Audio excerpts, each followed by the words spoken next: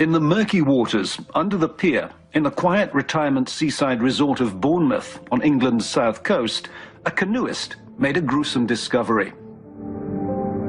The £10 million Old Bailey trial, which eventually followed, uncovered a crime that shocked even the most hardened detectives.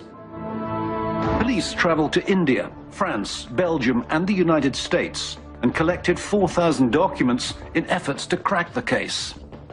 From a watery grave, the detectives were left a vital clue to the fate of an entire family.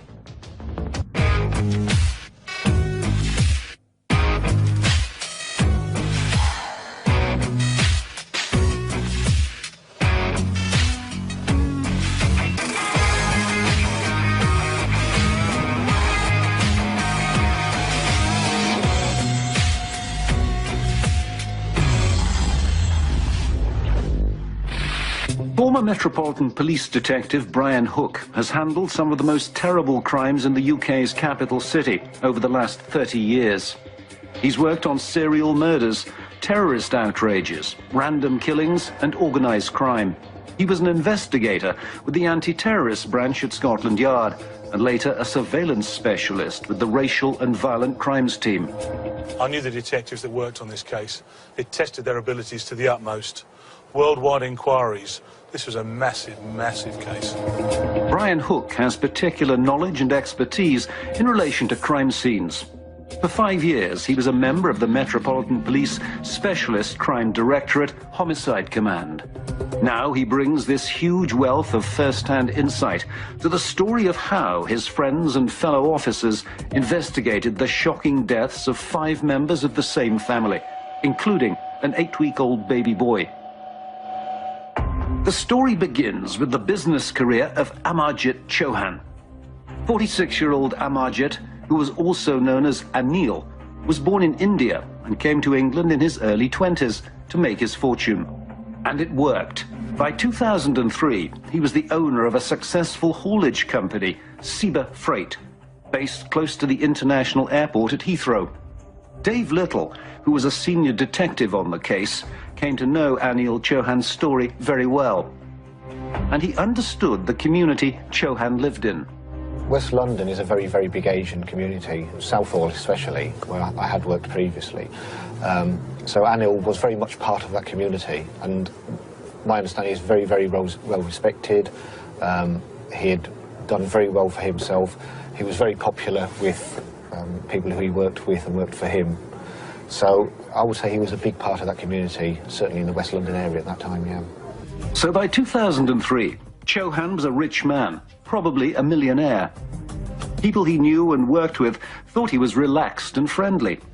His business style was informal, but obviously successful. He was always on the lookout for new money-making opportunities.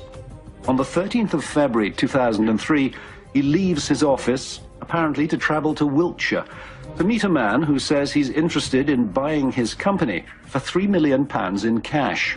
Unfortunately, he didn't tell anyone exactly where he was going or the name of the person he was planning to meet. But Chohan didn't come back from the meeting that day, or the next day, or the day after that.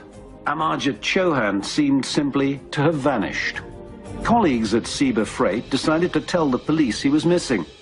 But experienced detectives know that a missing persons report can mean many different things. Every missing person investigation is different, and it's the circumstances that lead to it that make them different. Sometimes it's so out of character, it immediately stands out that that was wrong. Sometimes the story can be plausible, that you do think this is still a missing person.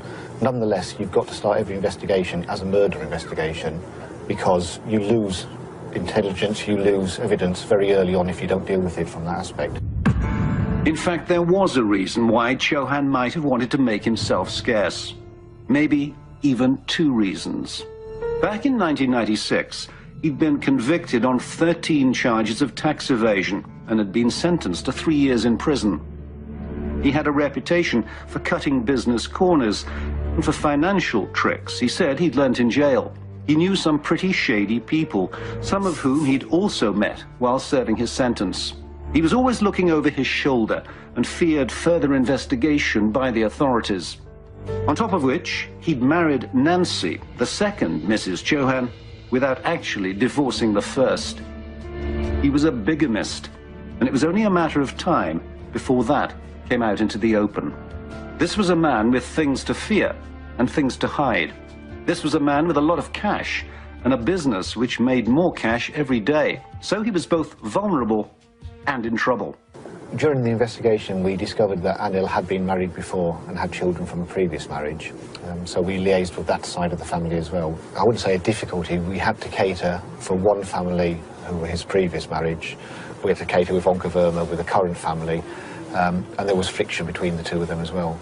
But certainly, it was a big surprise to us, obviously, that there had been a previous family as well. Amarjit Chohan went missing after setting off for an apparently routine business meeting. He didn't tell anyone the meeting was set for a country lane near Stonehenge, one of Britain's most famous national monuments. Perhaps if he had, eyebrows would have been raised. But he didn't, so there was no immediate reason for anyone to be seriously worried. But Chohan himself was in really deep trouble, and there was no way he could tell anyone what was happening. When successful businessman Amarjit Chohan went missing, no one paid much immediate attention. His family didn't raise the alarm. Colleagues and employees at his company were used to him being off their radar for a few days while he did a deal or met up with contacts. And neither his family nor his colleagues knew he was worried about the tax authorities again, and his private life was extremely tangled. But in reality, his disappearance had a completely different and much more sinister explanation. He'd been forcibly abducted by 3 men. He was being held prisoner in this ordinary-looking house, nearly 100 miles from London, deep in the English countryside. Inside, Chohan is under intense pressure. He's being coerced to make phone calls to his wife, telling her that he's fine and not to worry. What he doesn't know is that 2 of the men who are holding him prisoner are on their way back to Chohan's home in West London. The family home has since been knocked down, but here on this site, Nancy, the second Mrs. Chohan, was waiting for her husband to get back. With her were her 2 young boys, aged just 2 months and 18 months, and her mother on a visit from India. They were surprised by a knock on the door. 2 men pushed their way in and forced the 2 women and the 2 little children out of the house and into a hired van. The van drives off at speed.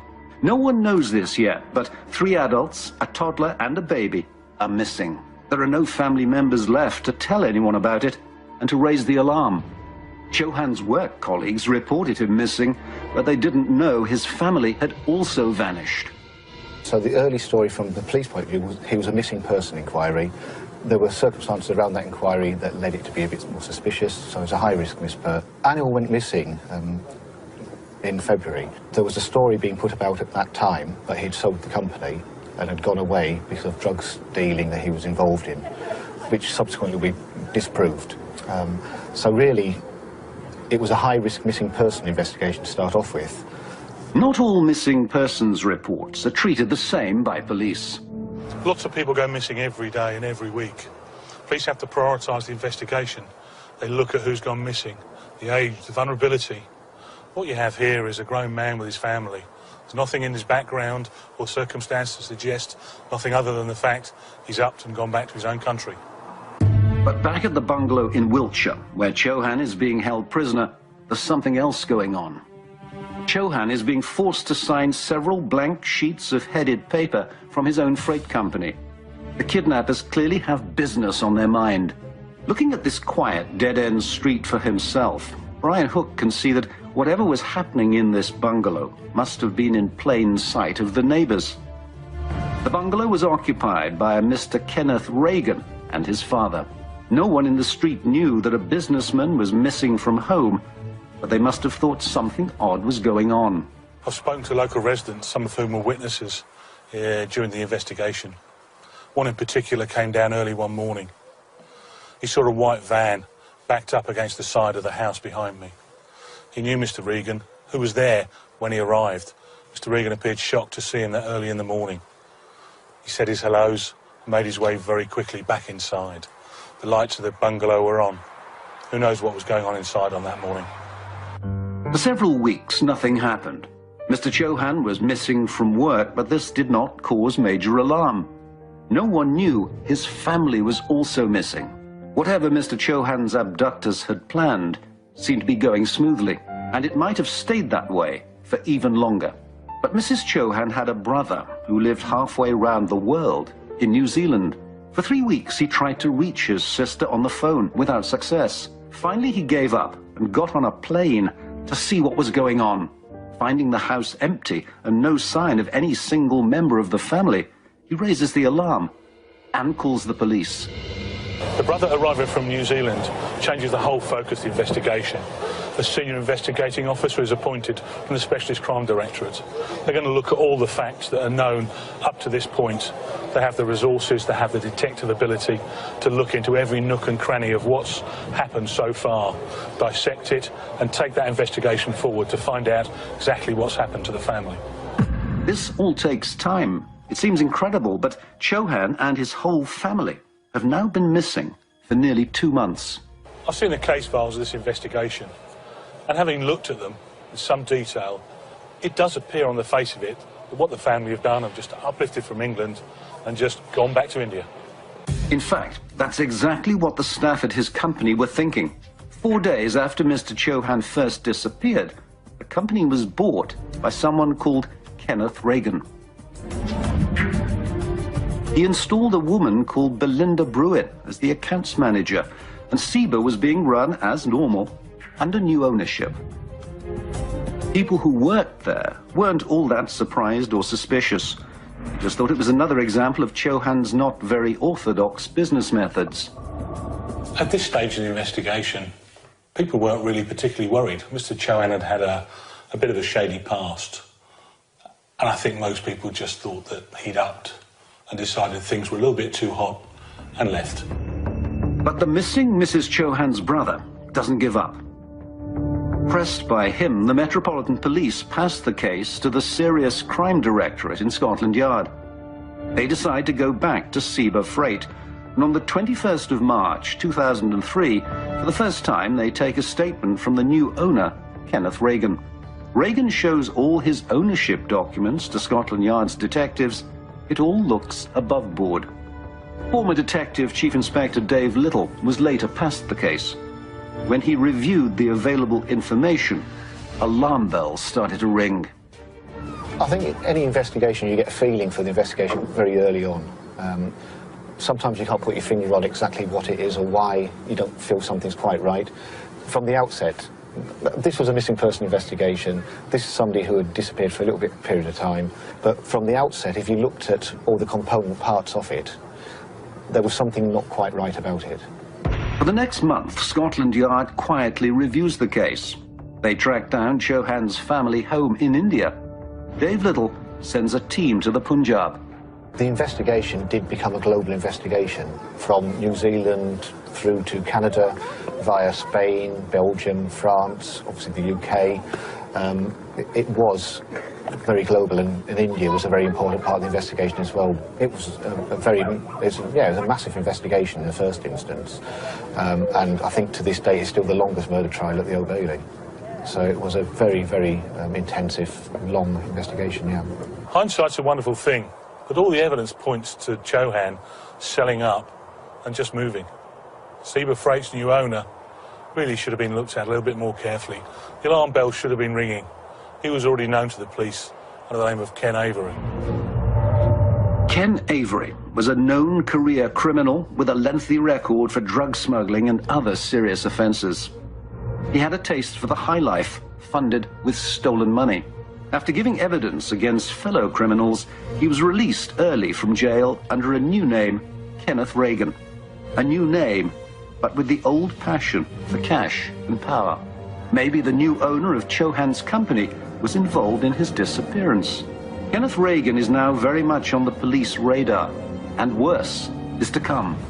The missing persons case is about to become a multiple murder inquiry. In the early months of 2003, a mystery is unfolding that turns into the longest murder trial in the history of the Metropolitan Police. The police investigation took detectives to India, the United States, and 3 European countries. At first it was a case of missing persons. In April 2003, it became something altogether different. All investigations are about hard work and endeavour, but also you need a little bit of luck. And 2 months into this investigation, that little bit of luck came their way.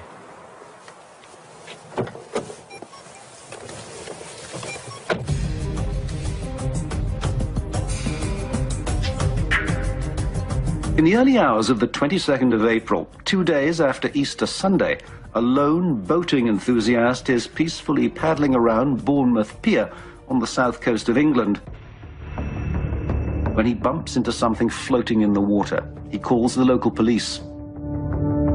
The object in the water is a dead body, which has been there for some time. Police called in a local pathologist.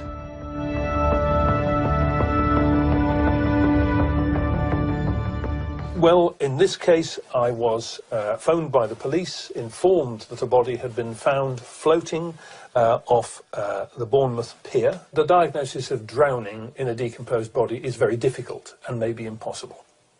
But obviously, drowning is a possibility. What you're trying to determine is whether the person has entered the water alive. They may have entered it dead for reasons of natural disease, or intoxication, or injury. There's all sorts of possibilities. So all of those things remain to be investigated. When the body is taken to the mortuary, the hunt for his identity starts.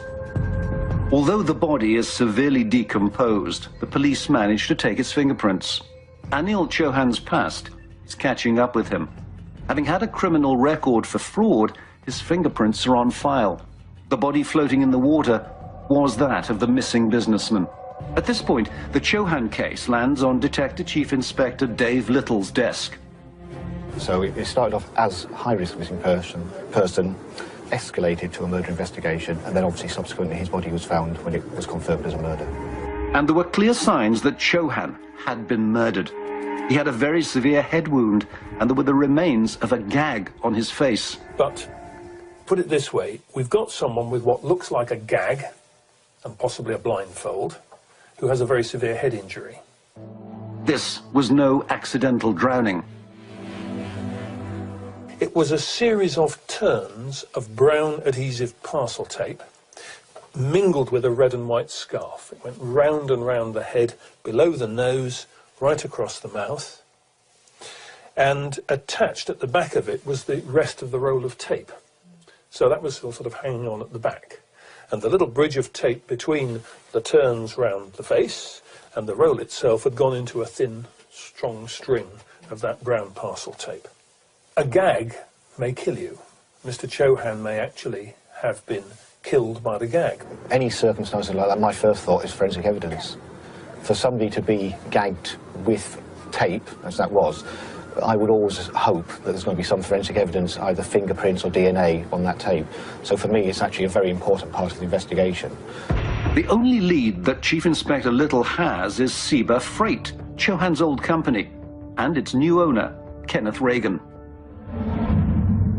Reagan appeared to me to be very arrogant, and he had throughout his life manipulated people. He actually had a persona far greater than his real worth.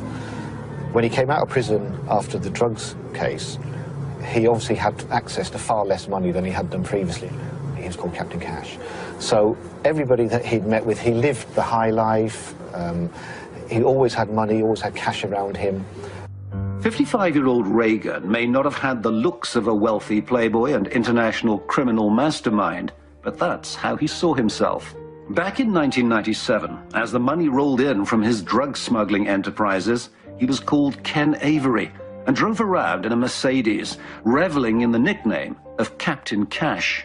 But he sailed too close to the wind, and in 1998 he was jailed for his involvement in a heroin smuggling ring and a passport racket.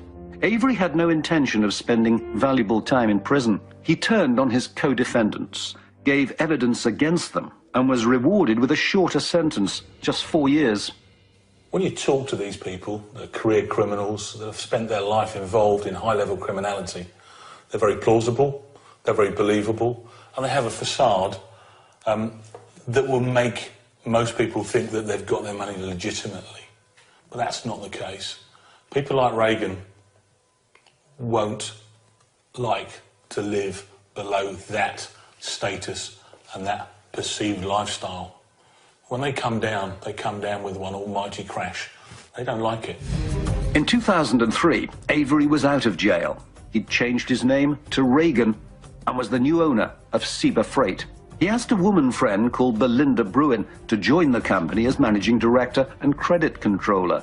He offers her a salary of £72,000 for a position for which she has no qualifications whatsoever. Ken and Belinda's relationship goes back to 1997, when they meet in the ritzy top-floor bar of Harvey Nichols, one of London's smartest department stores. Reagan showers her with offers of glamorous trips and expensive gifts.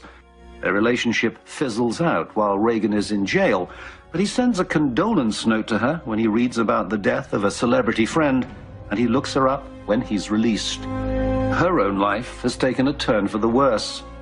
Although she has the outward trappings of wealth, her partner has by now left her. She's left with mortgage repayments and school fees and risks losing her 50-acre estate in Devon. Reagan is recently out of jail and needs someone to run the company he's acquired, someone he can use as a respectable front. So, just when she's strapped for cash, he persuades her to join his newly acquired company, Seba Freight. No previous convictions would make you a likely suspect to be a murderer. However, all of the facts put together and the circumstances leading to Kenneth Reagan taking over part of the company, being there at the time, having the opportunity, having the motive, then he certainly comes into the scheme of somebody who could be involved in it. I think when you've got as much experience as me and you've met so many people, lots of investigations, you kind of get a feeling about people. Something's not quite right. And that's a feeling you just can't ignore at your peril. If you ignore that, things can go wrong. At this stage, Chief Inspector Little had no way of connecting Kenneth Reagan to the killing. But it was Reagan himself who handed the police the clues they needed because he panicked. On the day Mr. Chohan left his office for the last time, he was actually going to meet Reagan on the pretext of a business proposition. When he got to the meeting point near Stonehenge, Reagan, with two accomplices, William Hornsey and Peter Rees, forced Chohan into their van and drove him to Reagan's father's house, where they held him captive. 2 days later, Reagan and Hornsey travelled back to London and persuaded Mrs. Chohan, her two tiny children and her mother to leave with them. They were bundled into the van and taken to Wiltshire to be united with Mr. Chohan. Sometime over the next 4 days, the entire family was murdered, and their bodies were taken to Tiverton in Devon, where they were buried in a field. So far, Reagan's crime was completely undetected. There was nothing to connect him directly to the family's disappearance. If he'd done nothing further, Reagan might have got away with his crime. But then he made a huge mistake. No matter how clever criminals think they are, they all make mistakes. Those mistakes are things that we can capitalise on. And moving the bodies in this occasion was certainly one of the biggest mistakes Reagan was ever going to make. If Reagan had left the Chohan family's bodies buried where they were, things might have been different. But he senses the police are closing in on him, and from his point of view, he made the wrong choice. Over the Easter weekend of 2003, when a body is found floating in the sea by Bournemouth Pier, a missing persons case became murder. Kenneth Reagan made a very calculated decision to move the evidence away from where it was because he thought the police were getting closer to that evidence. So, from his perspective, had he left the bodies in situ in Tiverton, then they would have been found much earlier. So it was a calculated decision. There was a risk involved, obviously, because having interned them once, he then dug them up again. But to actually move them and take them somewhere else was his only option at that time. And Reagan came up with an elaborate plan to try to make the police believe he knew Chohan was alive and well. He told police he had a meeting arranged with the missing man near a bronze statue of a pig in South Wales, and all they had to do was come along and watch. So his ploy was to say Anil Chohan was going to meet up in Wales at the pig, and he would take the police to him. And then he went through a very intricate and bizarre form of actions, pretending to get text messages, saying that he got text messages from Anil. So he carried on the story, even whilst he was there with police officers watching, purely to carry on the pretence. Undercover detectives monitor the rendezvous point in the centre of Newport, South Wales. But of course, Chohan fails to turn up. Reagan thought he'd laid a false trail to throw the police off him. I think Ken Reagan thought he's a match for anybody. I've already said, his persona was somebody who was very controlling, very, very confident. He portrayed himself to be far bigger than he was. And yeah, I certainly think that he thought he could beat the police at this one, yes. On Easter Saturday, Reagan and his accomplices go back to Devon and dig up the 5 bodies, 2 months after they were murdered. Reagan buys a boat, and the next day the 3 of them sail out to sea.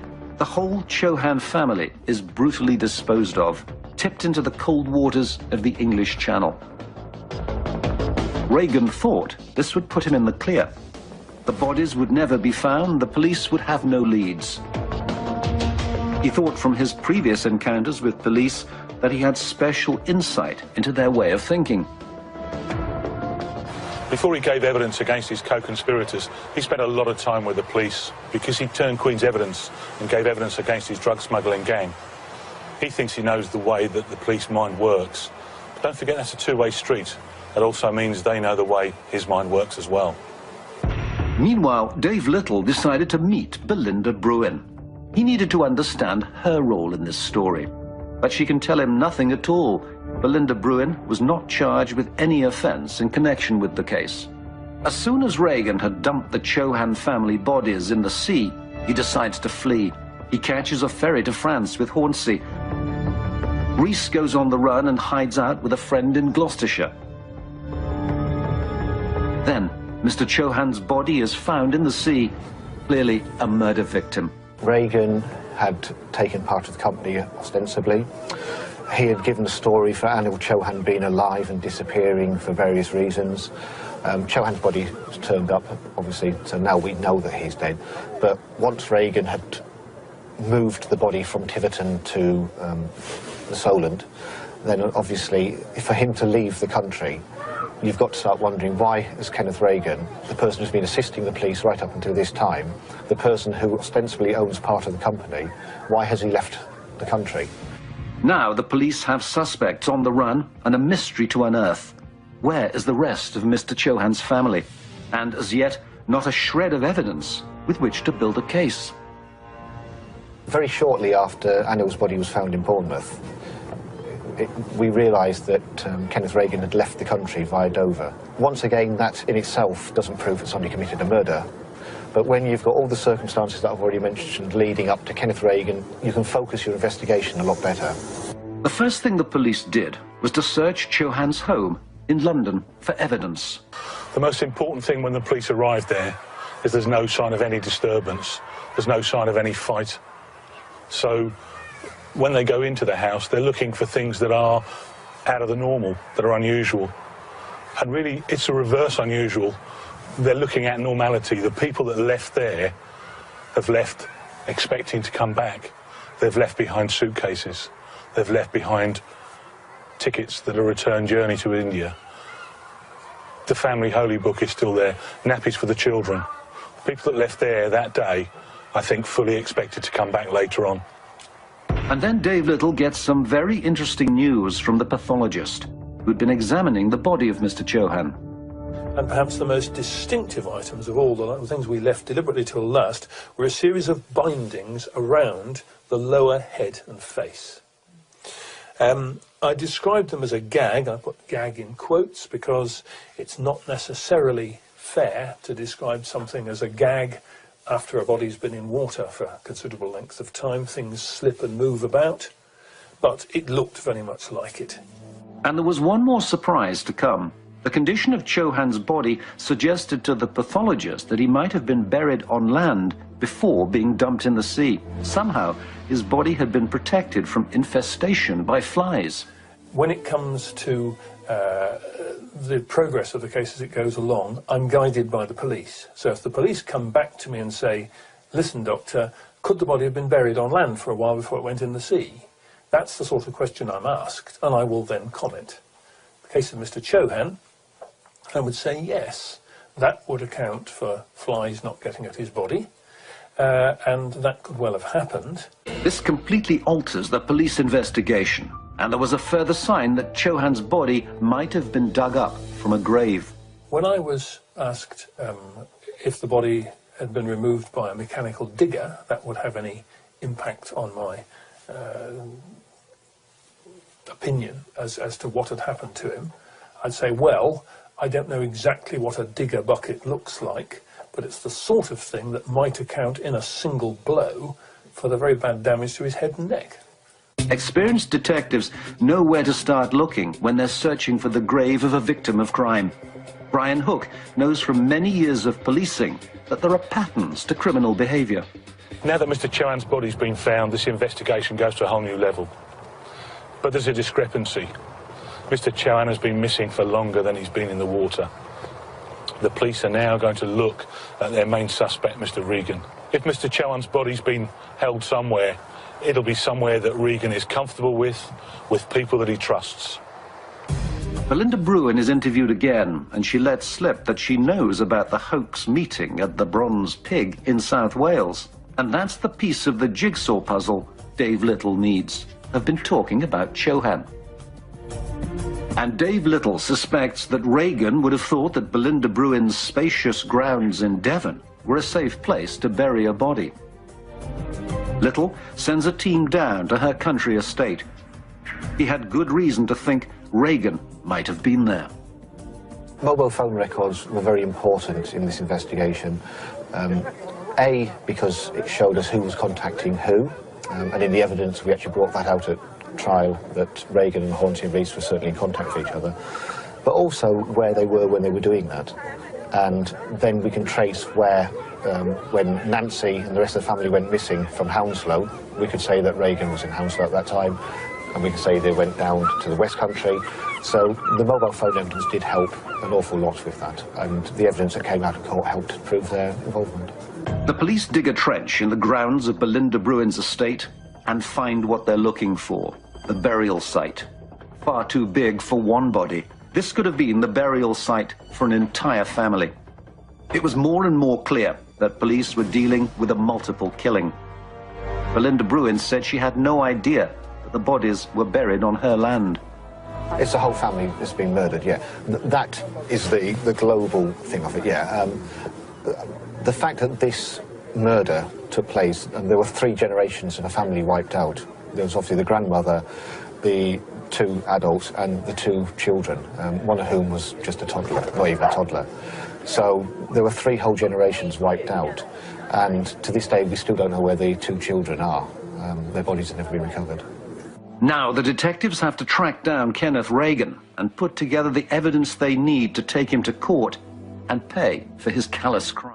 3 months after businessman Amarjit Chohan first went missing, the Metropolitan Police now know they're dealing with a murder case. Mr. Chohan was definitely a murder victim, and his body had been found. His wife, mother-in-law, and 2 children were still missing. But the size of the grave found in Devon offered a grim clue to their fate. And Detective Chief Inspector Dave Little is closing in on his prime suspect, Kenneth Regan. An investigation isn't over when you've identified a suspect. That's when the hard work begins. That's when you have to look at the evidence you've gathered to make sure that the continuity, the integrity of all the evidence that you've got is going to be able to stand up in court when those people are charged. Dave Little's team examined all the phone evidence they could get hold of, which connected Kenneth Regan and his accomplices. The investigation, as it focused more and more on Kenneth Regan, we looked at his associates, who he'd been with, the people he'd been in contact with at various times, and as a result of which Hornsey and Rees came more and more into the investigation. And then once again, we've proved the association between them and the fact that they were there at certain times, which was the evidence that convicted them in the end. And in the UK, police are able to use cameras fitted with software which identifies car owners from their registration plates. The phone camera enabled DCI Little's team to trace Ken Regan's movements. So we did identify that somebody called Regan had hired vehicles at one stage you get a snippet of information, which then leads you to look at something else. And then you get the CCTV, which will give you the registration number. You can look at the registration number, who hired it, where it came from. So all the information follows on from each other. And as you get one little bit, it actually opens a whole new sphere of the investigation, basically. The white van has been pressure hosed inside, but that's far from bad news for the scene of crime officers. A criminal can use a pressure hose and think he's washed away all traces of his crime. But in reality, the hosing makes the job easier for the police. When the van went into the laboratory, the scientists would have deconstructed the insides. High-pressure hose, magnificent. All that's done, as well as taking away what appears to be on the surface, has pushed into the crevices and the cracks some of that evidence. The scientists will deconstruct that van and swab what's underneath the boards, what's underneath the metal. The result of the examination of the van by the scientists found bodily fluids from the Chohan family. We don't know whether they were alive or dead in the back of that van, but at some point they were most certainly in that van. But it's not all plain sailing for DCI Little and his team. Reagan's home address is his father's bungalow in Wiltshire. Everything points to this being where Chohan was held, and probably where the rest of his family were brought to. There's a strong possibility this is where all of them were killed. The scene of crime team is sent in. When the crime scene investigators arrived at Regan's father's house, they're looking for trace evidence, the smallest amount of evidence that you can possibly find at a crime scene. There was absolutely nothing there. It had been cleaned, it was clean as a whistle. Things had been replaced, there was no evidence there whatsoever inside that house. On the outside wall, they found a tiny, tiny blood spot. Examination of that later at the laboratory revealed it belonged to one of the Chohan's children. There may not have been much forensic evidence, but there was enough to convince police this was the right place. So it was probably here that Mr. Chohan was held for 3 days, drugged and gagged, forced to make telephone calls to his family and sign away his freight company to Ken Regan. But Chohan shows extraordinary bravery during his ordeal. While left alone in the bungalow, he finds some letters with Regan's address on them. He picks one up, writes a message on it about what was happening, folds it into quarters, then eighths, and slips it inside his sock. He puts his shoe back on and waits for his fate. Pathologist Basil Perdue went through Chohan's clothes at the time of the initial autopsy. The colour of his clothing had been somewhat altered by being in seawater for quite some time, and I described his main garment on the top as a navy blue or purple sweatshirt. You can imagine there was some fading and changing of colour. So it had long sleeves and a V-neck, and it had a maker's name and things of that sort. There were socks on his feet, which later assumed a much greater importance. After the autopsy, a forensic scientist was routinely analysing Chohan's personal effects and clothing. He found the astonishing and vital clue still stuck inside Chohan's sock. Obviously, Anil knew something bad was going to happen to him. He'd obviously been kept captive.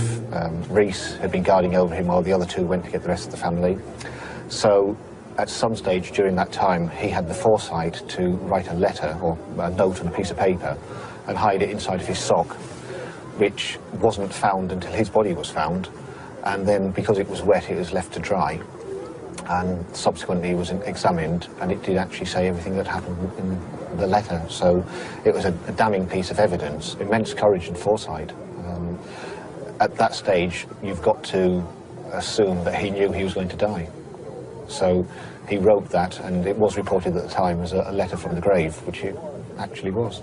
Dave Little's evidence against Regan and his accomplices is mounting. Now all he has to do is find him and bring him to justice. On the day that Regan and his accomplices dump the Chohan family in the sea, they go on the run.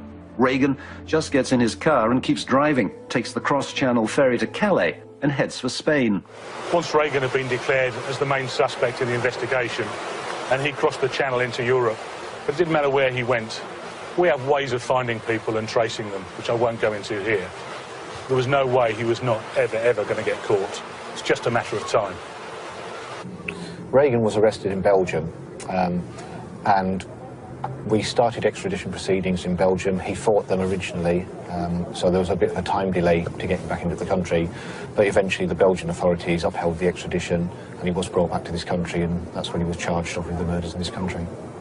Yes, it's always a good day when you finally charge somebody with all your investigations, yes. On the 8th of November 2004, Kenneth Reagan and his two accomplices, William Hornsey and Dave Rees, are brought to the Old Bailey. After an 8-month murder trial, Reagan and Hornsey are convicted of Mr. Chohan and his family's murder and receive whole life sentences. Rees got 15 years, convicted of just Chohan's murder. The actual cause of death has never been fully established, but police believe all the family members were probably strangled. The fact that the bodies of the children were never found did not alter the court's view that they were murder victims. Sentencing the convicted men, the judge said, "The misery, pain and suffering which you have visited on the surviving members of Mr. and Mrs. Chohan's family are immeasurable, not least because of the contemptible treatment of the bodies of their relatives, and not least because the bodies of those two tiny children have never been recovered." When the guilty verdicts came in, there was an immense feeling of relief. I think they got everything they deserved, because Reagan and Hornsey both got whole life sentences. The only motive that I can see was purely financial. That family died because Reagan wanted more money. And that's the travesty. Any death is bad, but this was just pure greed, the motivation behind this one. And especially when two of the victims were very, very young children, you know, who they wouldn't even have known what's happening or anything. So, yeah, it was quite a tragic way for them to come to their ends. There's one last terrible detail. The bodies of the two Chohan children have never been found. Their grandmother's body washed up on the Isle of Wight in September 2003.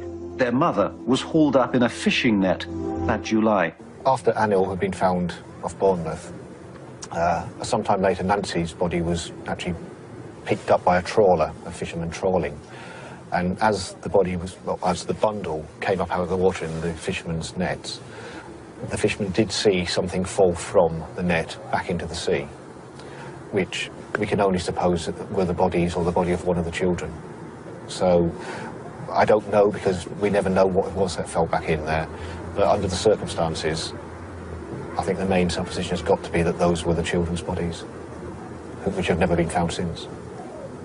This was a killing motivated by greed alone. A man who wanted cash quickly. A man ruthless enough to kill an entire family in order to steal their business.